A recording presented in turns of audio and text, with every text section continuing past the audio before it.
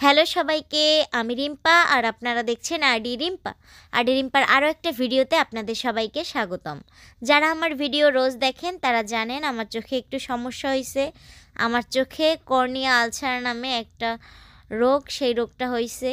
এই কারণে আমি চলে এসেছি ঘোনাপাড়া চক্ষু হাসপাতালে। আমাকে 7 দিন পরে আবার আসতে বলছিল, সেই ডেট অনুযায়ী আর কি এসে পড়েছি।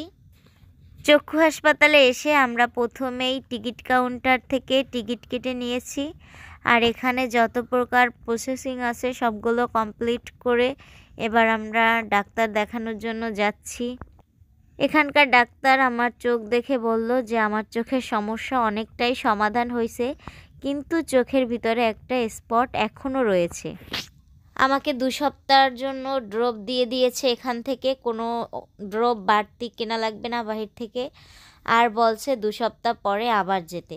তো সবাই আমার জন্য একটু আশীর্বাদ করবেন যাতে আমার চোখের সমস্যাটা পুরোপুরি সমাধান হয়ে যায়। তো অলরেডি দুপুর 1টা বাজে আর আমাদের অনেক বেশি ক্ষুধা লাগছে। এই কারণে আমরা ঘোনাপাড়ারই একটা রেস্টুরেন্টে খেতে এসেছি।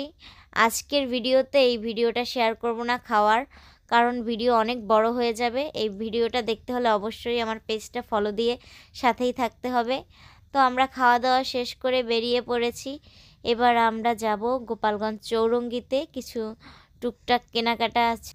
আজকে যদিও আমার কোনো কিছু কেনাকাটার নাই, আজকে আমি আমার হাজব্যান্ডকে একটা গিফট করব, এই কারণেই এই চৌরঙ্গিতে আসা। আর আমাদের বাবুর জন্য টুকটাক কিছু কেনাকাটা ছিল। এইদিকে অলরেডি সন্ধ্যা হয়ে গেছে আমাদের আসতে আসতে, আর গোপালগঞ্জ থেকে আসতে আমাদের সবার অবস্থা অনেক বেশি খারাপ হয়ে গেছে শীতে। এত ঠান্ডা বাহিরে। কাদের এলাকায় কেমন ঠান্ডা পড়েছে অবশ্যই কমেন্টে জানাবেন। কোটালীপাড়াতে তো অনেক বেশি ঠান্ডা পড়েছে মনে হয়, কারণ এখন গাড়িতে করে গোপালগঞ্জ থেকে কোটালীপাড়া আসছি, তো তাই প্রচুর শীত লাগতেছে। আর এইদিকে দেখেন দায়িত্ববান পুরুষ কাকে বলে, বউকে দিয়ে ব্যাগগুলো বওয়াচ্ছে।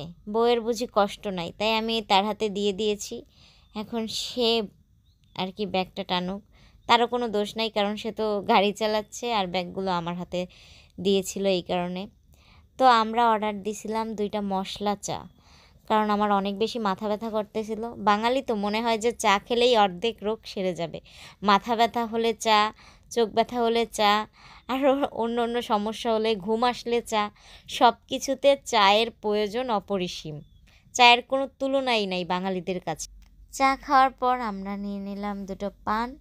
তো পান খেতে খেতে আমরা বাড়ি চলে যাই। আর ভিডিওটা ভালো লাগলে আপনারা কিন্তু একটা লাইক কমেন্ট শেয়ার দিয়ে সাথেই থাকবেন। ধন্যবাদ সবাইকে, সবাই অনেক বেশি ভালো থাকবেন। টাটা।